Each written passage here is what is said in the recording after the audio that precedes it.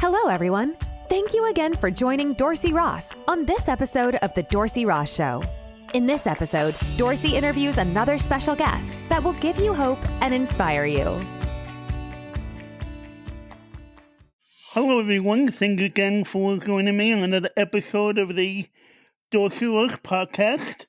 Today we have with us Jake Doberenz, who is a certified polymath who identifies as a writer, teacher, minister, and creative thinker who lives in Oklahoma City, Oklahoma. Jake founded Theophany Media, a Christian entertainment and education company exploring the intersection of Christ and creativity. He has 2 degrees from Oklahoma Christian University, a Master of Theological Studies, and a Bachelor's in Bible with a minor in Communication Studies. You will find him dabbling in poetry, short stories, books, screenplays, stage plays, academic essays, and devotionals. He likes it all. On top of this, he serves as a minister in his local church and directs a dorm at his alma mater. So, Jake, thank you for coming on the show today. I'm glad to be on. Thanks so much, Dorsey. Yeah, definitely. It sounds like you got a lot on your plate and a lot going on in your life. A little bit. I keep busy, don't want to be bored. Right. So what's your hobby like? What's the best thing that you like to do? I'm really a writer. I love writing stories. Sometimes, I don't have the creative juices flowing, but when I get in that space, I just love creating stories. But I also like consuming stories. So through books, but TV and movies are just some of the easiest ways to just consume and take in stories. So I'm a storyteller, story lover. That's really my hobby. Nice. That's cool. So you founded the company Theophany Media. Mm-hmm. What exactly does that Theophany Media do? Yeah, Theophany Media was kind of created as an organization to sort of do all the things that I wanted to do. So I created it to really just be a place where we have discussions of faith and art, but also some place that we can produce art in various forms that honors God and glorifies God. So one of our kind of flagship things is the Creatively Christian podcast, where not me, but some other hosts interview different Christian creatives who are just creating cool things for the glory of God. So we just want to really inspire other creators, and then we want to help people have good Christian art to engage with and consume. So yeah, we got our hands in a lot of different things. That's awesome. Why do you think it's important to have conversations about faith and art? Yeah, so I think what's important that we talk about this, because if we don't have the conversation, sometimes the art we create there's different spectrums, right? There's the really cheesy Christian art, where if we don't really talk about how should this inform, sometimes we default to we just need to make sure that Jesus is in every sentence and everybody like converts by the end of the movie. It's just like really strongly Christian art. Then at the other end of the spectrum is like, a Christian comes into their art, but none of their faith shows up at all into that. So I think it's important to have the conversations so we avoid kind of our automatic tendency to go to the extremes, so that we can create something that's good art, good storytelling, but also reflects our values as Christians. So I think that's why it's really important. If we don't talk about it, it probably won't be as good as it can be. So by talking about it, by having these conversations, we can put some really, really cool stuff out into the world. Yeah, absolutely. I know, that I've seen some, Christian movies, and I'm like, man, why did they even make this, And then I saw some other things, like the movie I Can Only Imagine. For me, that was a great movie. Yeah. The movie with the Jeremy Camp story, that was, pretty decent movie. There's a lot of people talking about. I don't know if you've seen it, and you can tell me what you think about it. But a lot of people are talking about the chosen, about Jesus' disciples. Mm-hmm. Have you seen that, and what do you think about that? I haven't seen it. I feel like I'm left out because a lot of the Christian artists that I, in conversation with point to that as some really good Christian art, but I haven't seen it yet. It's on my to-do list. I'll get to it soon, but yeah, I know I'm missing out. I have seen some clips and stuff, and it does seem really good, and some interview with Dallas Jenkins, the director. So yeah, it looks pretty good to me, honestly. Right. I haven't seen it either, so you're not alone in that boat where you're not the only one that hasn't seen it. Okay, good. You recently wrote the book "Who We Are: 7 Christian Identities to Shape Your Life." What inspired you to write your book, and tell us a little bit more about that book? Yeah. I wrote this book actually. Originally, it was a college class. For some years, I've worked primarily with college students at my church, where I serve as a minister, and I taught this class for them about sort of forming a Christ-centered identity, and it just kind of seemed like I had put all this work into a class, and I was like, why don't I just take the next step and make it a book? That would be easy, right? Well, it was a lot harder than I thought. It wasn't actually so easy to just turn that into a book. But I got a publisher interested, and so I turned it into a book.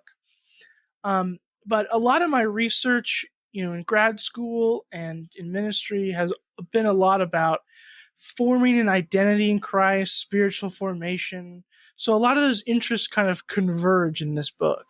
Gotcha.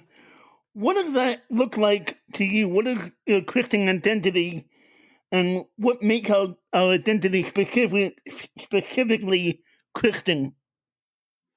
It's honestly one of the hardest questions, and I mean, I could probably write a whole book just on like trying to narrow down this definition, because in the book I present just sort of a general definition and kind of get into some specific applications. But at the end of the day, I think Christian identity is when our being, our life is directed towards Christ, directed towards God.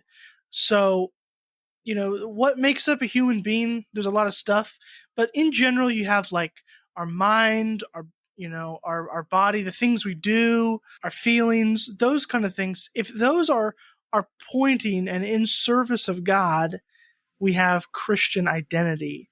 I like to think of that kind of pointing or that orientation as sort of Christian identity, because we're not ever going to be perfect. We're not ever going to be exactly like Jesus 100%.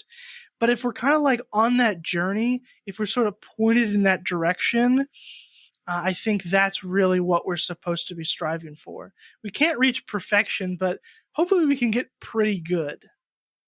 Right. Yeah. Unfortunately, we'll never, reach perfection on this earth, but we will at some point when we, when we get to heaven. We'll see him face to face. Especially when it's, our bodies are, always at war, with our spirit and our soul and with sin and everything. It's hard to become perfect in this lifetime. Very much, yeah. You talk about 7 Christian identities in that book. Tell us a little bit more about what those identities are or what they look like. Yeah, so what I did in the book is it's divided into seven kind of aspects of identity. There's probably more, like there's a lot of different ways to reflect Christ, I suppose, but I kind of choose seven identities, 7 sort of ways to live this out. And I chose those 7 by first thinking of what are the common identities? What are the things we usually put our identity in? So some of those that I look at are like success we commonly put our identity in success, or also it could be family. If our family's cool or something famous, we make that a part of our identity. Or even the opposite, if our family's bad, we get caught up in that. Or happiness is another one. So what I started with is looking at what are the things we commonly put our identity in, but we shouldn't, and then what are the replacements. So just to go over a few of them, for the family one, instead of putting our identity in our earthly family, we need to put our identity in the family of God. So whether our earthly family is good or bad, what ultimately matters is the people of God, our fellow believers that we have. That's where our identity should be. That's what we should be focusing on. Not that, we should ignore our families or something. There is a commandment to honor father and mother. That's still in there. Although Jesus does say some harsh things against family, though. I'll say that. However, at the end of the day, what's more important? Oh, it's the family of God. And so one of the first ones I deal with is sin and grace. There are some Christians that they overemphasize how sinful and terrible they are. And to some extent, that's okay. We do need to recognize that we're not perfect and that we do sin. But I remind people that our true identity is in grace. We are sinful, but God has given us grace. So it kind of erases that to some extent. And so that's some of the things I go throughout the book. There's a lot more, but that's just kind of the sneak peek, I suppose. What's one of the ones that you think that you most struggle with when it comes to your Christian identity? So for me, it's the success one. I put my identity in success too often. I'm an achiever. I want to do a lot of stuff, right? You read my bio. I do lots of things, and I like to get recognition for it. I have to fight this urge to want to be famous and notable all the time. And so I got to fight back against that and instead put my identity in things that really matter, in Christ, and specifically for that one, in a heart for God, instead of having a heart for the things of this earth, right? Where if we put our treasure on earth, moth and rust destroys. But if we put our treasure in heaven, that's eternal. That matters more ultimately. So I constantly have to work on for myself the problem of wanting to have success and achievement and fame and fortune, when in reality I shouldn't be striving after that stuff. I should be striving after what eternally matters, and that's developing a relationship with God, a heart for God, putting my treasure where it matters, which is in heaven. If there's one thing that you hope people will gain, or get an insight from your book, what would that be? I wrote the book primarily with those college students in mind, with 20-somethings, with young adults, because that's where I fit too. That's the people I relate to. Now, it of course can be, it's good information for everybody, but really I'm imagining the person that reads it is this kind of 20-something. They're not really sure what to do with their life. Maybe they've been in church all their life, but they're not just really feeling it. So I hope to really inspire that person to think about the ways that even if you go to church every Sunday, that we've kind of missed out on putting Christ as the center of our identity. I think some parts of the book could really kind of convict some people and make them think, oh, yeah, you're right. I was putting my identity in my political party or in my success or in my past. But no, my identity is in something more than that. So I really hope people think about the ways where they've kind of gone through the motions and accidentally put their identity in some really destructive things. Right. What do you see for the young people, that either in church or not even in church, but what do you see and what is your hope for the future of the church, especially when it comes to the young people of today? Yeah. So I'm 24 years old. I'm a youngin', not that old at all, and I have a huge passion for my generation and those a little bit younger and a little bit older than me. I have a huge passion for young people, and I think that I think that there's going to be a lot of good stuff in the future that young people will. I think the church is going to be awesome. There's going to probably be some growing pains, but I just wish that the church understood that this young people, although they will probably, it might be a little bit until they're all the senior pastors or they become the elders of the church. They are the church of the present. Young people have gifts right now, and we need to respect that and empower them to lead and to act and to serve right now. Instead of just saying, okay, get back to me when you're in your 40s and you have a couple kids, then you can be contributing to the church. No, we need to recognize young people's gifts right now. So Right. that's kind of my hope, and I hope that the church kind of gets better at that. Yeah. Yeah, I definitely agree with that. And obviously you're young, but is there another desire, another drive that makes you want to speak to the young people of your age? Yeah, I just, of course I'm one of them. That's definitely a main one, like you mentioned. I just think there could be a lot of good. Every new generation comes with new problems, of course, but they also come with new solutions, new ways of thinking, and so sometimes we got to parse out. Okay, what are you believing that's maybe not great, and then what are you believing that is great? We got to parse that out, got to figure that out. But I'm excited, and I want to fight for this generation, to help this generation, because I think the church is going to be stronger when all of the parts of the body are working together. So, if the eyeball isn't talking to the brain, we got a problem. And so I just want the whole body to work together to the best of our ability. And young people are a part of that. And so I just want to see them involved. Right. For those of us who are a little bit older, I'm 44, and there are some older people that may not listen to this and whatnot. But what would you say to the older generations that may have maybe a myth about the younger generation and say, they may say things that are not really true about the younger people? What would you say to them? Yeah. So I've been asking this question to a lot of the college students that I have here at the dorm that I run at Oklahoma Christian University.